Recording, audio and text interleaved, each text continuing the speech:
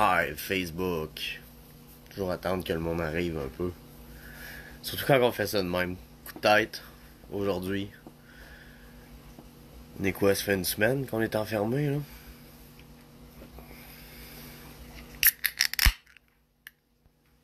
Tiens. Tant qu'écouter de la musique locale, buvez de la bière locale aussi. Salut, guys. Hey, j'ai décidé de faire de quoi, comme peut-être plusieurs le savaient, j'ai fait un post là-dessus. Prescription punk rock tombe sur le hold.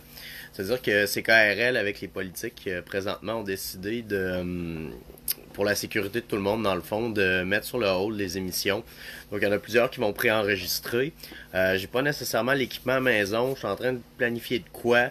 Peut-être de quoi avec punkrock.radio.ca pour peut-être continuer à diffuser. Mais présentement, il n'y a pas de prescription punk rock pour les prochaines semaines. Donc, je suis déjà en manque. On dirait que c'est comme... comment je pourrais dire ça? Ça fait juste une semaine qu'on est arrêté. On dirait que ça fait des mois. On dirait que tout me manque. J'étais voir un show il y a 2 semaines. On dirait que j'étais en manque depuis des mois. Mais c'est la réalité. Donc, ce que je voulais faire ce soir, c'est tout simplement... on peut s'instruire quand même. Fait que j'ai décidé de vous offrir... j'ai écrit un texte il y a plusieurs années sur l'histoire de Black Flag. Et ça a poussiéré, donc je l'ai déterré parce que il y a des éléments quand même assez intéressants. Donc, je vais vous enseigner l'histoire de Black Flag ce soir. C'est ce que je vais faire. Merci d'être là, toute la gang.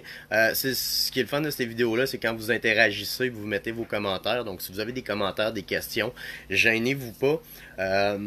C'est ça. Merci tout le monde d'être là. Black Flag, c'est un groupe qui a marqué quand même l'histoire du punk rock, surtout l'histoire du punk rock américain. C'est une des formations les plus mythiques qui n'existent pas. Je pense que tout le monde, même s'ils connaissent pas la discographie Black Flag, reconnaissent les logos puis connaissent le nom. Donc allons-y. Merci tout le monde d'être là. Plusieurs personnes en ce moment hurlent haut et fort. Des fois, il vaut mieux laisser le passé dans le passé. Black Flag est une formation mythique légendaire qui a marqué une époque, un style, une génération. Les vedettes d'Hollywood se pavanent avec des vieux gilets vintage de Black Flag comme si c'était une mode huppée. C'est un groupe qui a vomi sa férocité sur plusieurs petits épouses et albums. Ils ont 5 chanteurs. Il y a eu 5 chanteurs au niveau de la formation Black Flag au fil des années. Donc ça démontre aussi que c'est une formation très chaotique à l'interne. Je dirais que Greg Ginn, qui est le principal compositeur, en est pas mal la cause. Je pense que les problèmes sont récurrents aussi au sein de Black Flag. Donc allons-y avec le premier line-up de Black Flag. Et comprendre aussi un peu le contexte dans quoi Black Flag est né. Black Flag a débuté leur carrière en 1976 à Hermo Beach, en Californie, sous le nom de Panic. La formation a été formée par le très étrange mais talentueux Greg Ginn, qui est, comme je vous disais, le principal compositeur de la formation et le seul membre original à avoir passé à travers tous les line-up de Black Flag. Il y a aussi une version qui s'appelle Flag avec Keith Morris et des membres de Descendants et Chuck Dukowski. C'est Bill Stevenson qui drum, puis c'est Steven Egerton qui est à la guitare des Descendants. Si vous avez à choisir entre Black Flag en ce moment et Flag, c'est clair que c'est Flag qui torche en tabarouette. Là. C'est vraiment badass comme line-up. Les shows sont écœurants. J'ai eu la chance de les voir 2 fois en show. Et vraiment, là, ça torche. Donc c'est ça, on est toujours en 76 sur le premier line-up de Black Flag. Donc comme je vous disais, à cette époque, la formation s'appelait Panic. Donc c'est ça. Puisqu'il y a aussi la version Black Flag là, dont on parlera plus tard. Là, donc Greg Ginn, qui est le principal compositeur, possède aussi un label qui s'appelle SST Records. À cette époque-là, c'était pas quelque chose de commun comme aujourd'hui. Black Flag a été un des pionniers justement à ce niveau-là de se dire bon, on va prendre notre carrière en main, on va avoir notre label, on va presser nos records, on va presser nos shirts, on fait tout ce qui est publicité par nous-mêmes. Donc il n'y avait pas d'intervenant externe au niveau de la formation. C'est vraiment eux autres qui faisaient tout. Donc l'étiquette DIY a commencé un petit peu avec Black Flag et ce qui a influencé beaucoup de groupes là, qui ont choisi d'y aller avec le do it yourself qu'on connaît très bien aujourd'hui. Je pense que toutes les bandes qui ont une formation aujourd'hui sont quasiment DIY. Il n'y a plus vraiment de label. Donc pour ceux qui se sont joints à nous, Vox Populi, je bois local. J'écoute ma musique locale et je bois local. Même si Black Flag est clairement pas un band local. Donc, c'est ça. Euh, donc, il a toujours été la tête, Greg Ginn, de Black Flag. Ça n'a pas été de tout repos, surtout au niveau des droits d'auteur puis l'argent. Comme Henry Rollins avait mentionné à quelques reprises dans des entrevues, il n'y a aucun membre de la formation qui a été payé à part Greg Ginn, vu que, bon, bien sûr, il y avait SST Records, donc c'est lui qui avait accès aux royautés au niveau de Black Flag. Donc, les membres ont toujours vécu des tournées. Dans le fond, il y avait sûrement un budget là, d'allouer pour le band, mais pas de cachet personnel. Donc, c'est pas d'hier que les bands sont pas payés. Donc, en 76, la formation avait en son sein Keith Morris au chant, que vous connaissez sûrement puisqu'il est le chanteur des Circle Jerks et de Off. Off, très bonne formation d'ailleurs, qui a sorti beaucoup de d'EP, qui a repris vraiment le spirit de Black Flag. Très intéressant comme formation si vous connaissez pas ça. Greg Ginn à la guitare, Brian McDowell à la batterie. Au début, il était sans bassiste. C'est ce qui a forgé le son là, de guitare qui est vraiment spécifique à Greg Ginn. Si vous écoutez du Black Flag, vous allez voir que le son de guitare il est comme... Il est grindé, il est spécial. C'est vraiment son originalité. Donc, il voulait composer, là, il voulait compenser, excusez, au niveau là, de la basse avec sa guitare. Donc, ça a créé comme un son un peu Frankenstein. Donc, ça a fait une particularité que pas mal juste lui a réussi à produire au fil des années. Et c'est Chuck Dukowski qui a rempli le trou plus tard au niveau de la basse. C'est ce qui forme le premier règne là, de Black Flag. Donc en 78, c'est là qu'ils vont adopter le nom officiel de Black Flag, puisqu'il y a eu une confusion, puisqu'il y avait déjà un autre groupe qui s'appelait Panic. J'ai fait des recherches, j'ai pas réussi à trouver grand chose sur la deuxième formation qui s'appelait Panic. Au niveau du logo, le logo est très marquant, vous l'avez vu, les trois barres. Les quatre barres, excusez, avec le Black Flag. C'est le frère de Greg Ginn, Raymond Petitbon, qui est un artiste à cette époque-là, même en 78, qui était très connu, un artiste visuel qui était très connu au niveau de la scène. C'est lui qui a créé le logo et c'est lui qui est arrivé avec le nom Black Flag, justement, pour trancher après Panic, là, vers quoi la formation se dirigerait au niveau du nom. Donc, c'est ça, comme vous le savez, là, c'est... le nom Black Flag, le logo, avec le numéro 4 sous la forme de 4 barres noires distinctes dans un carré blanc. Donc c'est vraiment quelque chose qui a marqué la scène au fil des années. Comme je le mentionnais plus tôt, il y a beaucoup de célébrités qui se promènent à cette heure avec des gilets vintage de Black Flag. Donc c'est lui qui faisait aussi les fameux flyers, tous ces flyers très controversés, où ce qu'on pouvait voir par exemple un policier avec un gun dans la bouche. Si vous avez vu les pochettes de Six Pack ou Nervous Breakdown, c'est assez trash. Donc, ça avait créé beaucoup de controverses à l'époque. Donc, il faut se remettre dans le contexte de l'époque de la Californie aussi, dans ce temps-là. Beaucoup de gangs de rue. C'était une scène qui était très violente, la scène punk, surtout à Los Angeles et les environs. Donc, il y avait beaucoup de règlements de compte dans ces shows-là. Beaucoup de fights, ça finissait en combat. Coup de poing sur la gueule, coup de couteau à l'arme blanche. Donc, c'était vraiment un contexte dangereux. Et vous imaginez bien que la police avait pas les punks en grande estime. Donc, quand il arrivait le temps de leur rentrer dedans, ben, tu sais, ils gênaient pas. Donc, tu sais, c'était vraiment un contexte très violent. Donc, ça amène un peu cette violence-là dans la musique, sans que les membres le soient réellement, malgré que Greg Ginn, on en parlera plus tard, a eu beaucoup de problèmes, dont les dernières controverses là, qui auraient molesté ses enfants, ce qui est vraiment pas chic. On en parlera un petit peu plus tard là, pour la finale de Black Flag. Je pense pas que je vais réussir à passer au travers de toute l'histoire ce soir, mais on va en faire une partie ensemble. Après ça, j'en ferai un autre Facebook pour faire le To Be Continued. On va créer un suspense. Donc c'est ça, on est, comme je le disais, en 78. Le premier show n'a pas eu lieu en 78, il a eu lieu en 79 à Hermosa Beach, Hermona Beach, excusez. Si vous connaissez Pennywise, beaucoup de formations viennent de là. C'est vraiment un beau coin de paradis visuel, mais je pense que dans le contexte de l'époque, on pouvait voir plus ça comme un enfer. C'était assez hardcore. C'est le premier groupe, comme je vous disais tantôt, à avoir donné là, vraiment son éthique dans le DIY. C'est-à-dire qu'ils font tout seuls leur promotion promotion, leur sortie d'album. Ils ont vraiment propagé cette mentalité-là au sein des groupes avec qui ils jouaient. Puis comme je disais, là, c'est sûr que Greg Ginn avait SST Records, donc c'est un des premiers groupes à avoir, là, bien sûr, là, un label. Ils ont ouvert beaucoup de portes là, aux bands qui ont suivi, malgré leur chaotique carrière. À cette époque, Greg Ginn était plutôt reclus, donc c'était pas mal Dukowski qui s'offrait en spectacle et établissait le contact avec la presse. Éventuellement, le premier à lancer la malédiction des départs au niveau de Black Flag, puisqu'il y a eu beaucoup de membres, ça a été Mick Doll, le drummer, qui a été remplacé par le légendaire Lobo, que vous avez peut-être connu, qui a drummé aussi là, dans les dernières boutures des Misfits. C'est un des drummers les plus marquants, là, je pense, de l'époque de Black Flag.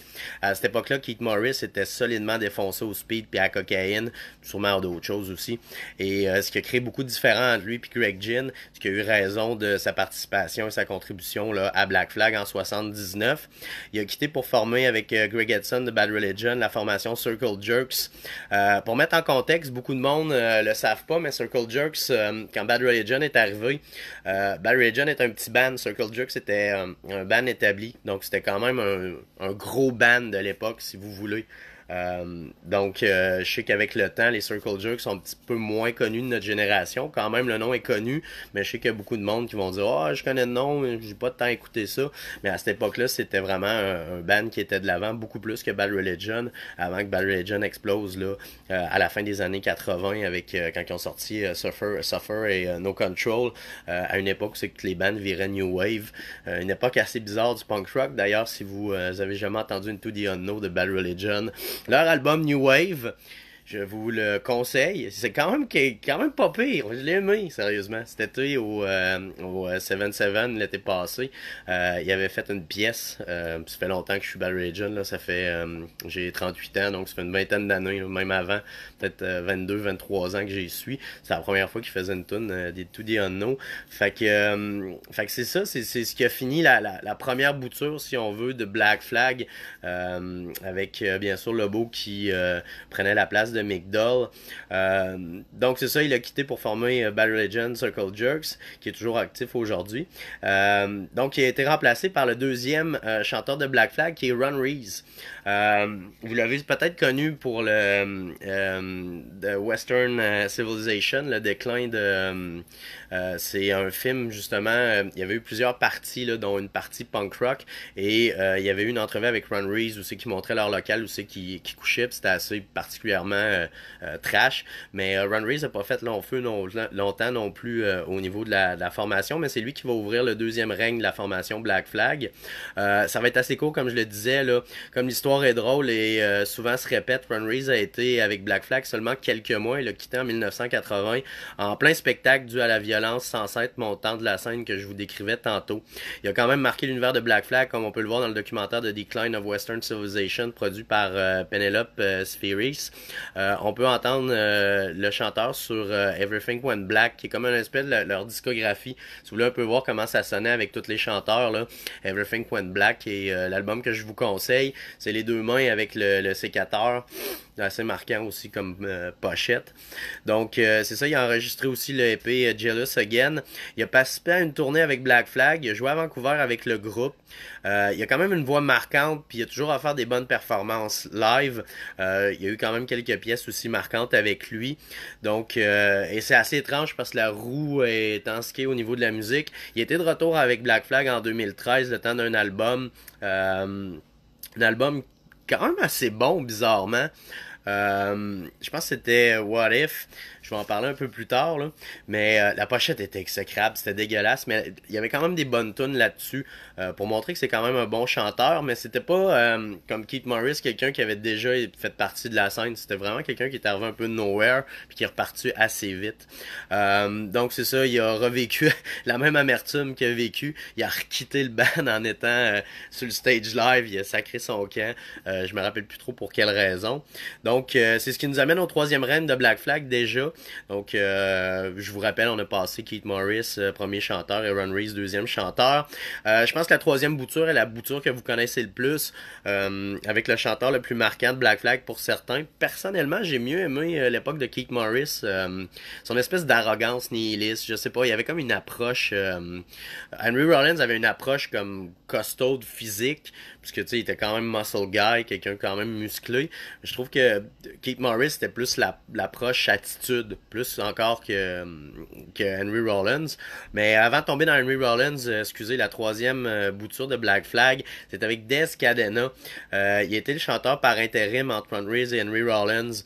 C'est un artiste super prolifique de la scène et on le retrouve avec les Misfits avant le Reunion, là, avant qu'il y ait eu le gros Reunion, il était avec les Misfits avec Des Cadena.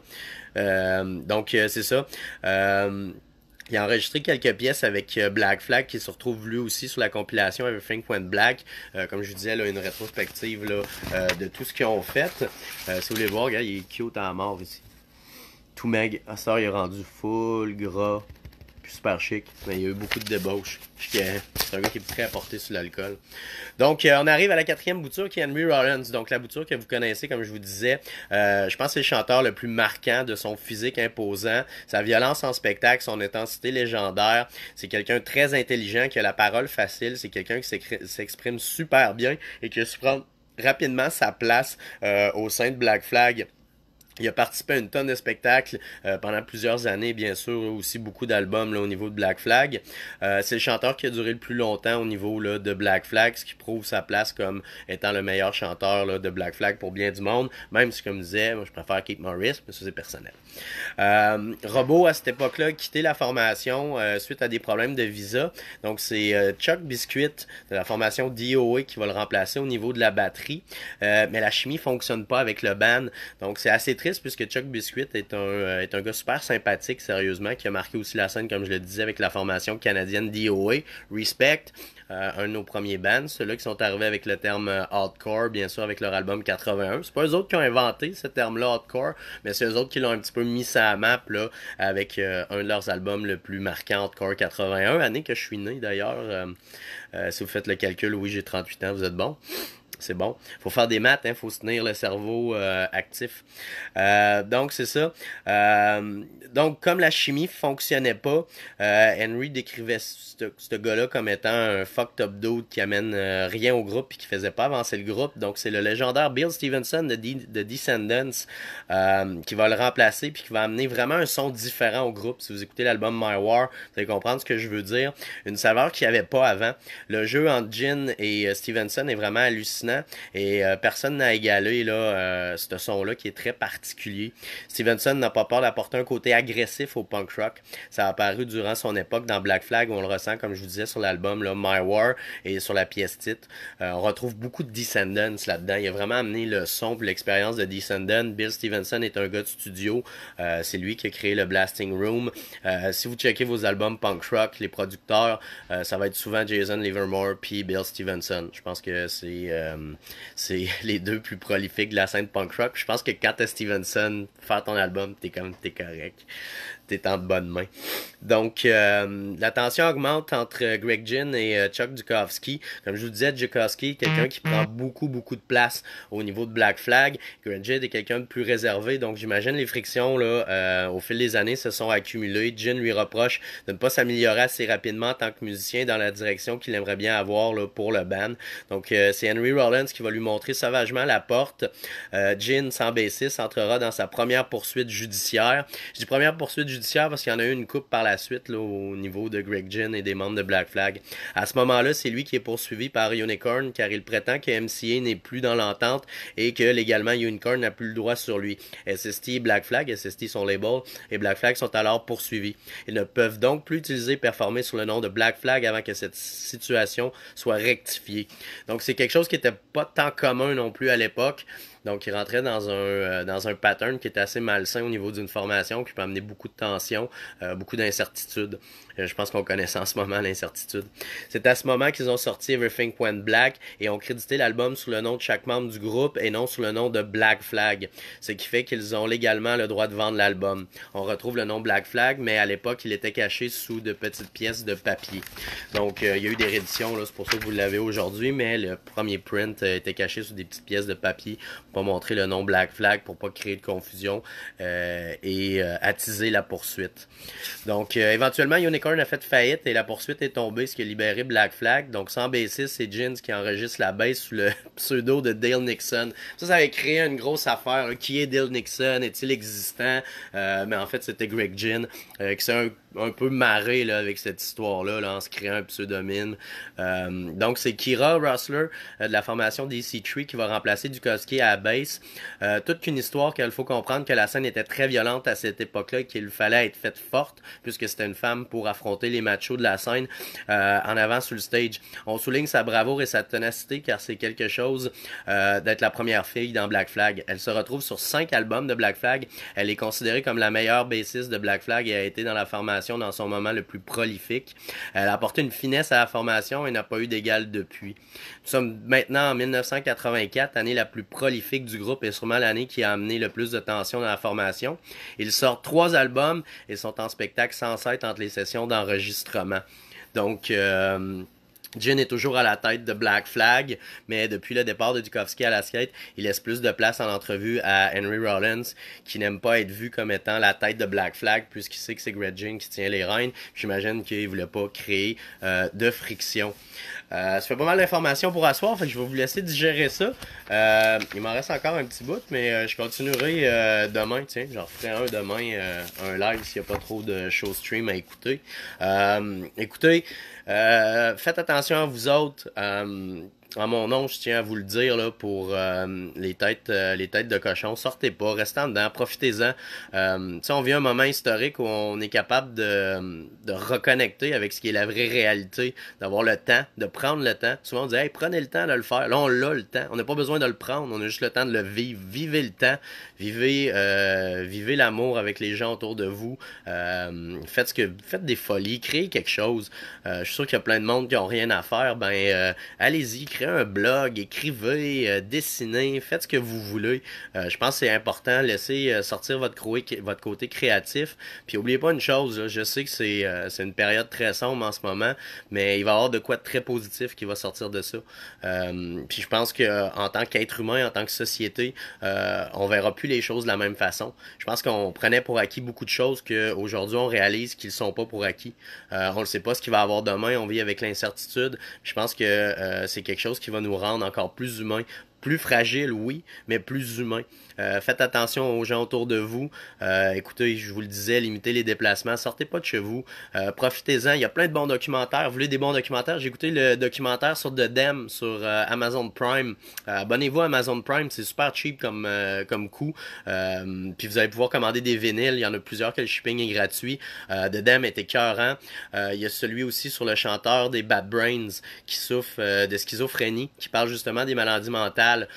C'est quelqu'un qui a refusé de se diagnostiquer au fil des années de schizophrénie, puis ça a été super caché ça au niveau des Bad Brains. Vous allez voir, c'est assez étonnant, vous allez comprendre pourquoi les Bad Brains ont eu des up and down et ont jamais été capables d'être le band d'avant-scène qu'ils ont été lors du premier album avec Eye Against Eye. Donc très intéressant, allez checker ça. Sinon, allez voir les classiques, la série punk qui est très intéressant aussi, avec le coloré de Johnny Rotten. Vous savez, ça parle des Ramones, etc. Donc, instruisez-vous, continuez à apprendre, lisez, puis encore une fois, je me répète, mais gardez la tête positive, restez là, puis moi, écoutez, je vais écrire. Je vais écrire plein de choses sur les histoires de bands que j'ai pas pu écrire. Puis je vous raconterai des anecdotes salées que j'ai vécues en backstage avec des bands ou des affaires que les bands vont peut-être moins apprécier que je dis. On va révéler des secrets. Merci tout le monde, merci d'avoir écouté. Écoutez, c'était ma première expérience de même. J'ai fait ça sur un coup de tête. C'est peut-être pas tête, là, mais on va essayer de se restructurer puis faire de quoi là de plus taille. Puis ben, d'ici là, c'était punk, restez punk. Puis je vous tiens au courant aussitôt qu'on va avoir du dénouement là pour prescription punk rock.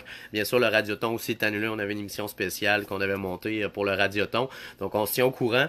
Faites attention à vous autres, aimez-vous. Cheers. Buvez local, écoutez la scène locale, encouragez les bandes locales, puis allez découvrir de la musique, c'est le temps, sérieusement. Il va y avoir beaucoup de streaming live qui s'en vient, là, beaucoup de bandes à qui j'ai parlé dans les derniers jours qui s'enlignent là-dessus. Vous allez voir, il y a beaucoup de surprises. J'ai su des choses, il va en avoir des vraiment cool. Si vous avez aimé les Dropkick Murphys, ils ont ouvert vraiment quelque chose. D'ailleurs, je les félicite pour leurs 5,8 millions de views. Je suis en attente pour une entrevue avec eux autres, mais avec tout ce qui se passe, c'est vraiment sur le hold, puis là, leur coup d'état était pas fait avec ce spectacle-là pour la Saint Patrick's. Donc, on attend, on se croise les doigts, mais on devrait sûrement avoir les Dropkick Murphys.